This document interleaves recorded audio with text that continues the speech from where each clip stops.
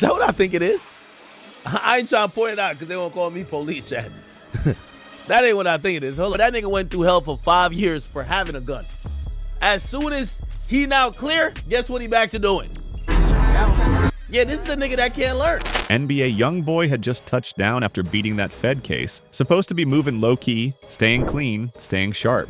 Bro was on heavy supervision, the type where you can't sneeze without your PO knowing. Everybody thought he finally learned his lesson, but the second people blinked, YB was right back in the trenches, posted with big sticks like it's 2018 all over again, ready to send something sky high. Behind all them plaques, all them billions of streams, and the superstar aura, Kentrell been duking it out with the feds for years. He took a plea, sat down, and was supposed to play it calm on the outside. Then one signature from Donald Trump wiped the whole slate clean like it never happened. And now folks swear he's 2 seconds away from crashing out harder than ever. Let me rewind it for y'all real quick. From the minute he caught that gun case, to the moment the president himself freed that man, to why he's right back wildin' today. This got everything. Street heat, political moves, industry power plays, and the big question everyone keep yelling, is YoungBoy really spinning the block on his old ways, or is this another chapter in one of the craziest comeback stories rap has ever watched? Now let me keep it a buck with the fam. The internet been going crazy, saying YB back waving choppers on camera,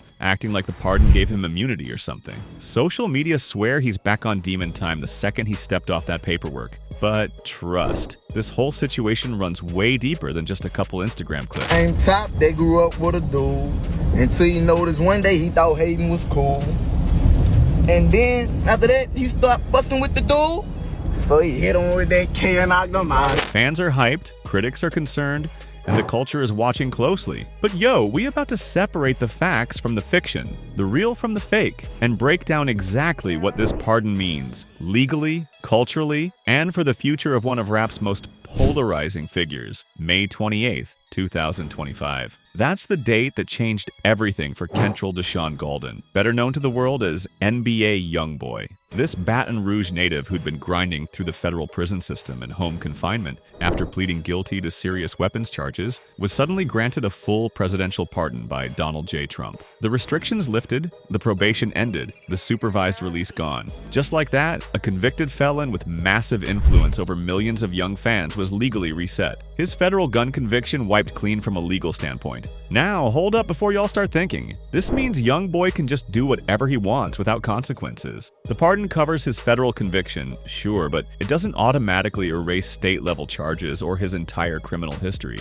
It doesn't give him immunity from future prosecution. It doesn't mean he's untouchable. But here's where it gets real spicy. Legally speaking, certain restrictions tied specifically to that federal conviction have been removed. And that's got people speculating about what comes next. Is he armed again? Is he back to the lifestyle that got him locked up in the first place? Or is this genuinely a second chance of redemption? So check it. 2020. Picture this. Baton Rouge, Louisiana. NBA YoungBoy and his crew are filming a music video, doing what rappers do, creating content for the fans. Then suddenly, law enforcement rolls up. What they find changes everything. According to authorities, YoungBoy and others were allegedly in possession of firearms while being convicted felons. For YoungBoy specifically, this wasn't just a slap on the wrist situation. This was federal. This was serious. The charge felon in possession of a firearm, a violation that carries real weight in the federal system. Fast forward to August 2024. After years of legal back and forth, YoungBoy and his legal team make a strategic move. They agree to plead guilty to the federal weapons charge, and here's the twist. They transfer the case from Louisiana all the way to Utah.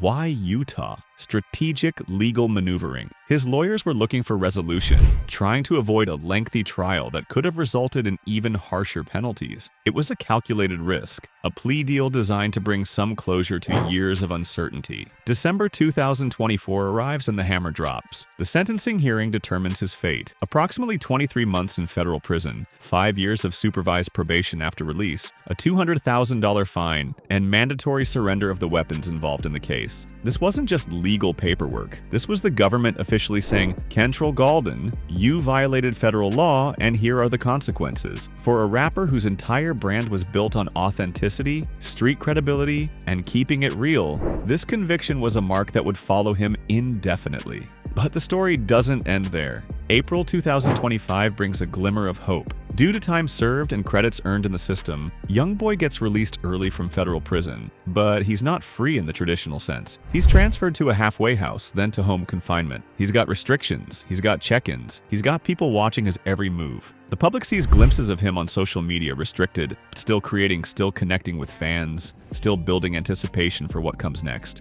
I don't think YoungBoy is taking out a gun and shooting people every day. YoungBoy understands the perception of him, right? I'm not saying he's not like that. He's not like that either. But he understands the perception. His fans wants to see the shit. You get what I'm saying? The thing is, everybody else, like, as soon as they get a parking ticket or get like they get locked up for 25 minutes, they change their whole image. They go do prison reform. They said, that's not my crew no more. They're disavowing it. The more they lock YB up, the tougher he get. The more he's street. I ain't gonna lie to you. You don't, yo. Now, in the hood, in the streets, in hip-hop culture, we know that weapons charges are unfortunately common territory. Rappers come from environments where protection is survival, where the streets don't offer the luxury of calling 911 and waiting for help. We've seen countless artists face similar charges, from Lil Wayne to T.I., from Meek Mill to Playboi Carti.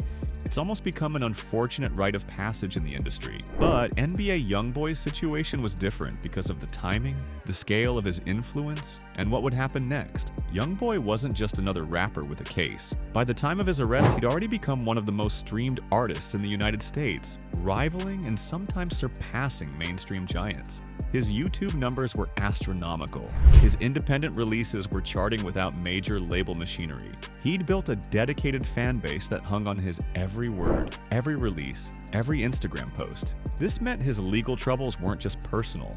They were cultural events that millions of people followed in real time. Then comes the moment that changes the entire narrative. May 28, 2025, President Donald J. Trump grants NBA YoungBoy a full presidential pardon. The official White House statement confirms it. Media outlets from XXL Magazine to ABC News report the stunning development. That's some unprecedented power right there. Think about the significance. A sitting president using executive clemency to absolve a rapper convicted of serious federal weapons charges. Someone whose music often glorifies the exact lifestyle that led to his conviction. The pardon wasn't partial.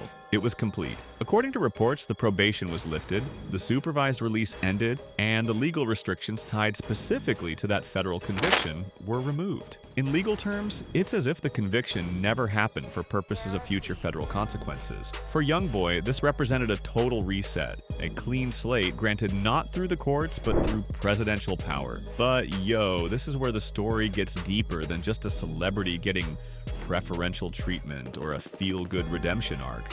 See, the pardon immediately sparked controversy that goes way beyond NBA YoungBoy himself. Critics questioned why a wealthy entertainer received clemency when thousands of nonviolent offenders with similar or lesser charges remain in the system without hope of presidential intervention. Some saw it as political maneuvering, Trump connecting with hip-hop culture and black voters through a high-profile gesture. Others in the hip-hop community actually celebrated it. Some prominent artists suggested this was a second chance that YoungBoy deserved, that his talent and influence warranted the opportunity to move forward without the weight of federal supervision. The debate became a microcosm of larger questions about criminal justice. Who deserves second chances? Does fame and influence buy different justice? And what message does this send to the millions of young people who follow YoungBoy's every move? Then the tour announcement drops. The Make America Slime Again tour, a clear play on Trump's political slogan, intentional or not. 42 arena shows scheduled between September and November 2025. We're not talking small venues, we're talking arenas, the kind of spaces reserved for the biggest names in music. The tour represents YoungBoy's full return to public life, his re-entry into the industry as a free man, unburdened by court dates and check-ins, and that's when the speculation really explodes. Social media starts buzzing with theories and rumors. He can carry again now. He's back to his old self. Watch! He's going to be flashing guns in videos again. Fan pages debate whether the pardon means he's legally allowed to possess firearms again. Some celebrate this as reclaimed freedom. Others worry it's a recipe for disaster, a return to the behavior that led to federal charges in the first place. I know all the rappers right now is like, this ain't fair, man. This ain't mother, man. Because you know what it is?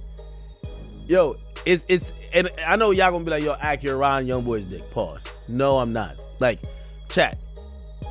He's probably the only rapper that gets to the level of, yo, he's doing an arena. He just came off a $75 million tour. It grossed $75 million. Yet we still believe that he's toting guns like ready to shoot a nigga. Usually it's one or the other. If we really think that you're the crash out, you're not going on tour to do an arena. We usually think you're the nigga who goes to, like, you know, you get 1 or 2 shows because you're really living like that. He's the only person that I think maintained the image that he might shoot a nigga today, but he's selling out a stadium tomorrow. And I hope y'all understand what I'm saying. The real kicker, though, the detail that most people miss in all the hype and controversy is understanding exactly what a presidential pardon does and doesn't do in this situation. The pardon absolves YoungBoy of the federal conviction and its associated penalties. That means no more probation officer visits, no more drug testing, no more restrictions on travel or association that came specifically from that federal case. In that narrow sense, yes, certain freedoms have been restored. But here's what gets lost in translation on social media. A presidential pardon doesn't automatically restore gun rights in all circumstances, especially if there are state-level convictions or other legal history involved. Federal and state laws interact in complex ways. Different jurisdictions have different rules about who can legally possess firearms. And even if someone is technically legally allowed to possess weapons, there are still federal regulations about what types of firearms, how they're obtained, and how they're used. So when people say YoungBoy can carry guns again, that's an oversimplification of a complicated legal reality. Could he potentially legally possess firearms under certain circumstances with a federal conviction pardoned? Maybe, depending on state law and other factors.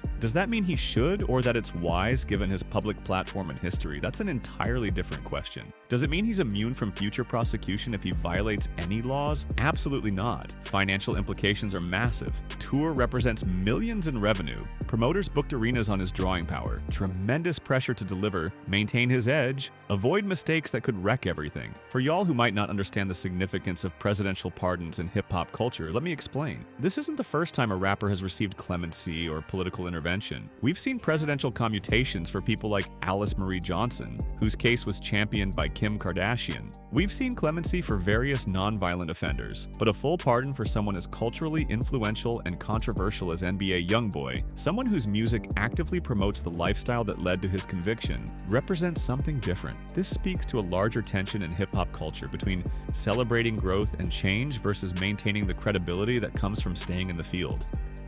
For 5 years for having a gun. As soon as he now clear, guess what he back to doing? Yeah, this is a nigga that can't learn. He's a nigga that can't learn. This is a real crash out. I'm